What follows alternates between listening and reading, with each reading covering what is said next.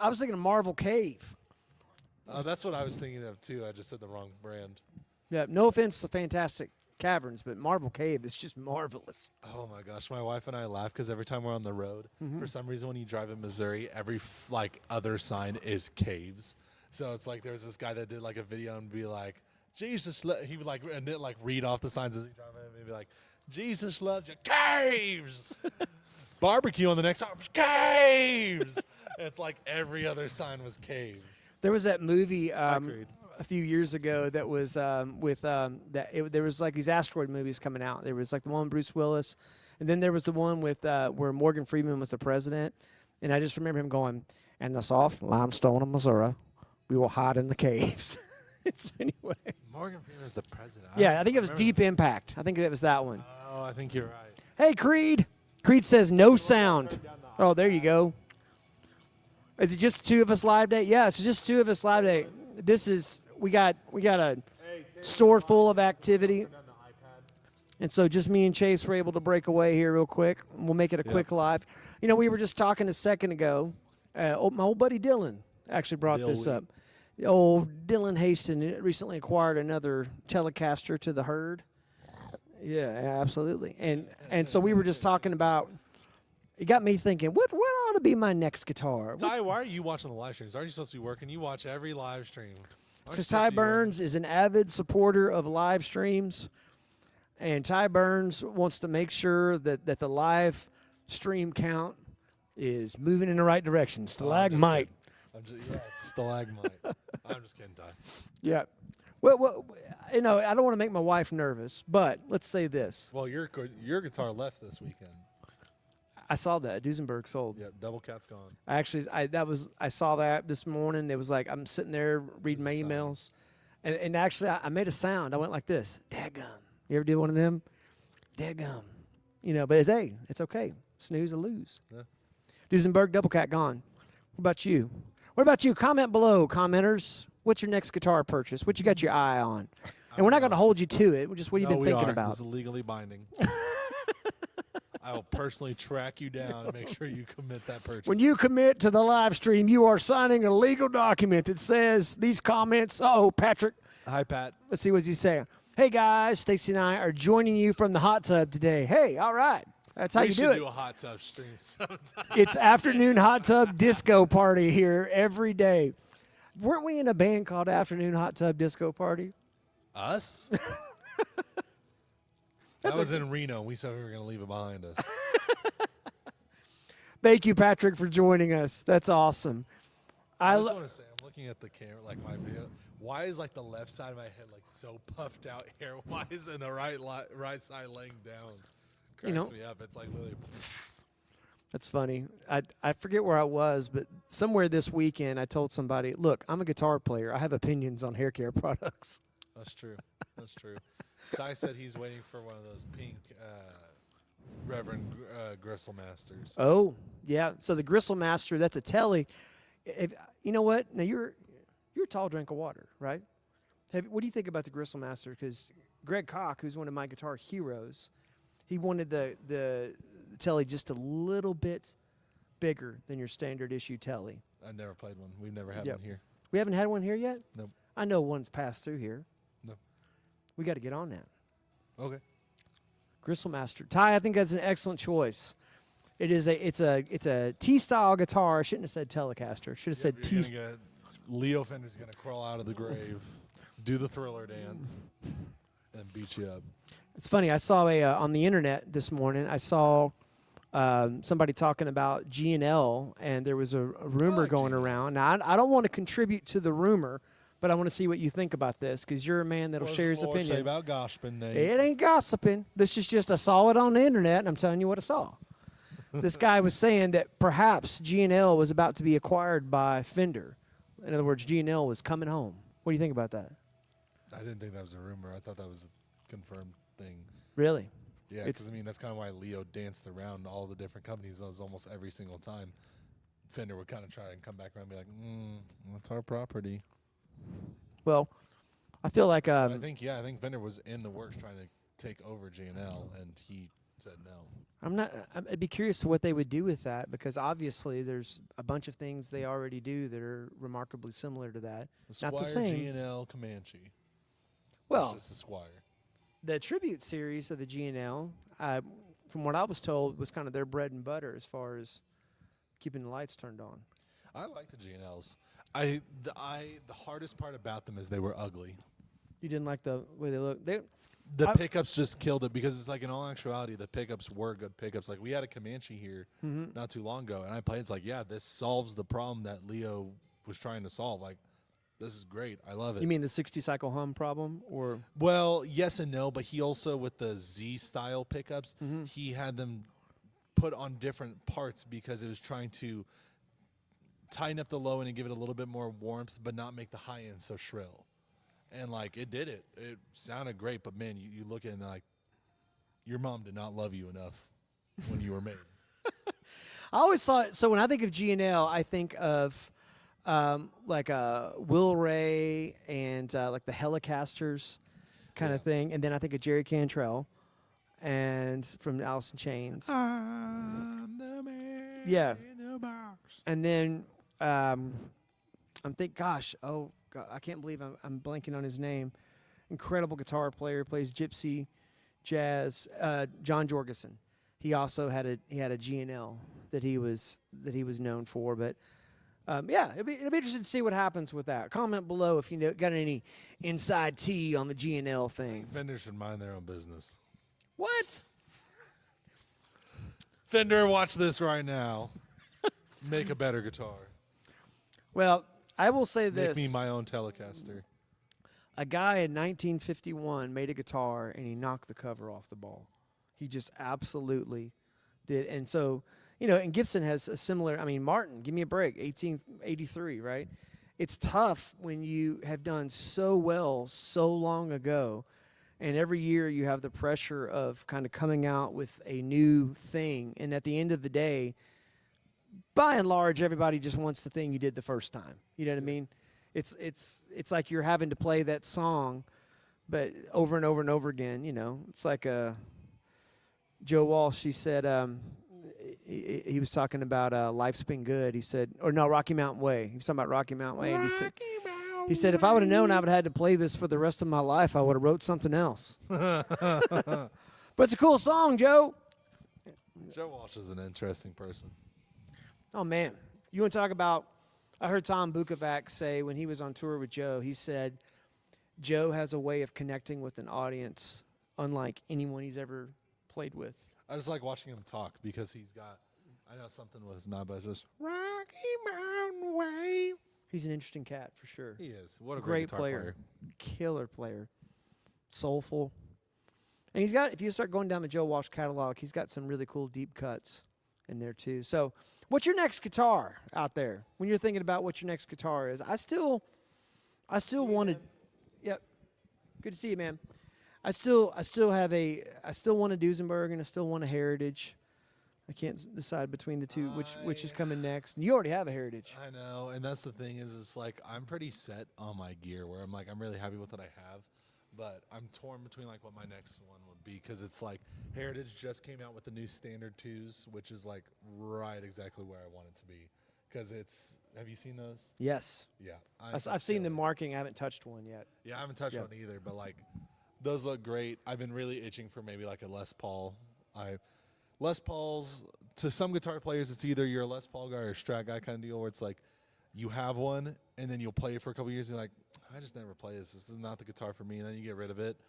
And then you start getting the itch again every once in a while. It's like, I need another Les Paul. And then you play one. It's like, I definitely need Les Paul. And then the cycle never ends where you're constantly buying a Les Paul, getting rid of Les Paul. Buying a Les Paul, getting rid of Les Paul. Or it's Strats. People do that all the time with Strats. Mm-hmm.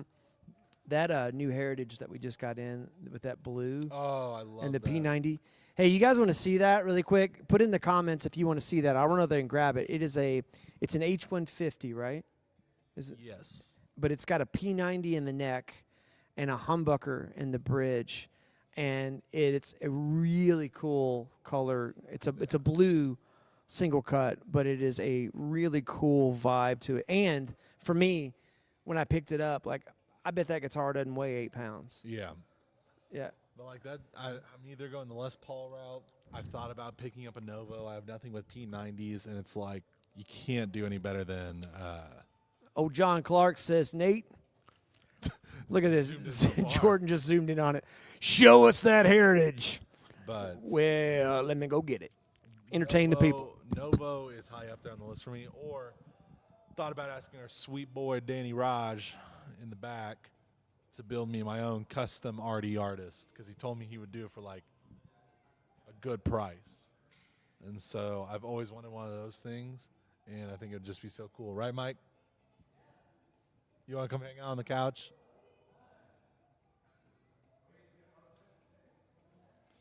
But yeah, that might be my oh my gosh.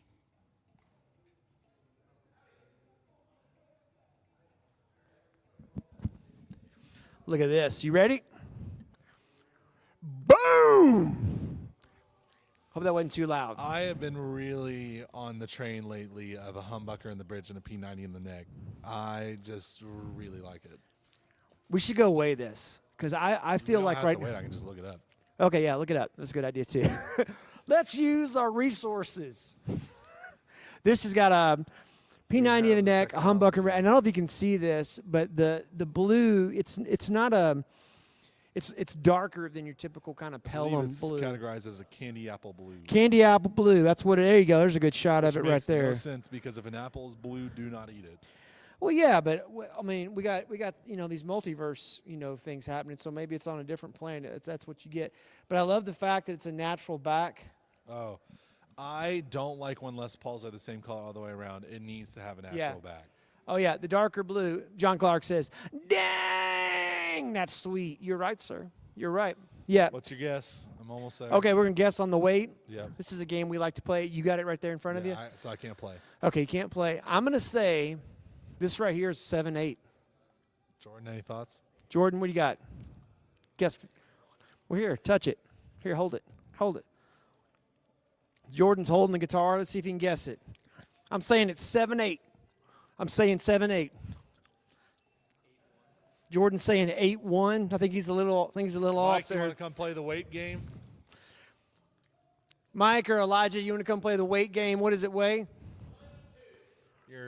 Elijah says 11.2 and no touch. That's a no touch 11.2. Let's see. I think these guys are. I don't think they care. Okay, here we go. Well, they're Ready? busy. They're doing stuff. 3, 2, 1. It's 7'8". 7'8". Woo! Right Oh, on the Nate. money. I tell you what. You ever need somebody to hold something out from in front I'll of them? tell you, what's cool about this one? You ever need somebody? Don't comment on that. Nobody comment on that. All right. Don't hit us up on Craigslist. 7'8". 7'8". There was Elijah's daily reference trying to stay culturally relevant. Yeah, there it was. This is a killer guitar. So it's cool that Talon pointed out to me, I didn't notice when I first brought this one out here, the logo is silver instead of gold. Most of the time your custom cores are gold. No, it's not a standard 2, but it's just you have the option. You can do the gold lettering or the silver lettering. We've just never ordered one, and I've never seen one without the gold. So I was like, it's really nice. I like it. I like it too. We'll leave it right here for now. Yeah, I do really like that guitar. Yep. I'm also, I'll tell you something else I saw on the interwebs. They had the Guitar Summit over there in exotic Europe somewhere. And that just happened. Yep. And speaking of Duesenberg, Joey Landreth was playing a Duesenberg Joey Landreth model, which is normally kind of like a Catalina Rose kind of pink color. Yeah. And this was clearly a sparkly seafoam. Hot dang. And I even messaged the old Duesenberg Instagrams, and I was like, what do we, because, I'm thinking, here we go. I'm going to introduce a new color, which I wouldn't be mad at that. My wife doesn't like seafoam green. Fun fact. It's a color that I used to like, and I really can't stand it anymore now. It's been too much everywhere. It does nothing for me. I used to really like it. I like it. I like a lot of different kinds of greens, but she just doesn't like that color. So I am forbidden to ever bring home a guitar or an amplifier in a seafoam green. It's just Now, ain't what gonna I happen. will say is cool about seafoam green Yeah. is when you get a metallic one, if it ages, it turns into this really kind of like Oh. green apple kind of thing. Yeah, you get that That's kind what of. my Telecaster, that seafoam turned into. Mm-hmm. And it's like, that was cool, but I'm Oh, just yeah. not a seafoam guy anymore. I used to really like it, but I kind of am turned away from that color now anytime I see it. Well, this looked really good on the Joey Landreth, and it was kind of a two-tone. I bet it's $10,000. That man touches anything and it like triples in price. Joey Landreth is an awesome player. He, I think he plays in open C, not C standard, but open C. And Lord, if God wanted the guitar in open C, he would have made a piano. well, Joey seems to get along just fine in open C. I just remember his. Ain't that right, two-rock- John Clark? I just remember his 2-rock being here, and that thing was absolutely insane. For the whole rig, head and cabinet, $15,000. Could you imagine spending $15,000 on a head and cabinet? Was it that much? I don't Yeah. remember. I thought it was closer to 10. No, the amp head itself, I'm pretty sure was like 9, and the cabinet was like 5. Huh. I'd have to look that up. I could be also completely off the mark. I just remember being like, that is too expensive for an amplifier. But I remember being amazed by the tremolo that was on there and the 3x12 speakers. It sounded really good. Yeah. I'm just not a 2-rock guy. I think they're great amps, but they're not the amp for me. Oh, I love them. Every time I play one, I go, why don't I have one of these? I mean, I you're a need really to. dynamic player, so it makes a lot of sense. Like Well, thank you. Play you. with your fingers and stuff, and so you have all the little nuances. I sound like someone who picked up a Little Tykes paper jam and started going off on it. Well, you know what? I heard you play your. Were you using? No, you using a line direct thing when we did the Vision Retreat, weren't you? Were you using an amp? No, I did bring my line direct system, but it was not set up the right way, so I ended up going through the Black Cat that was on stage. Okay, I got you. And then what did Jordan play? Jordan. Did you go through my played- rig? Okay, yeah, Jordan played my rig. Yeah, well, you guys sounded great. You That guys, was fun. great vocal harmonies. It was awesome. Yeah. All right, well, let me go put this guitar up. I might go grab another one.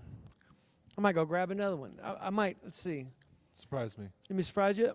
I'm going to grab a guitar that's, I'm going to grab a guitar that I don't think people realize we have these. What do you think it is? I'll be right back. Let's see. My bet is that he's going to grab a Yamaha guitar. Yamaha. We keep getting new Novos in, and they're all left-handed, and it makes me sad because I want to play them, but I'm not left-handed. Brings a tear to my eye. I feel so lonely on the couch by myself. Yeah, here, let me just... All right. It all started when I was 5, Jordan.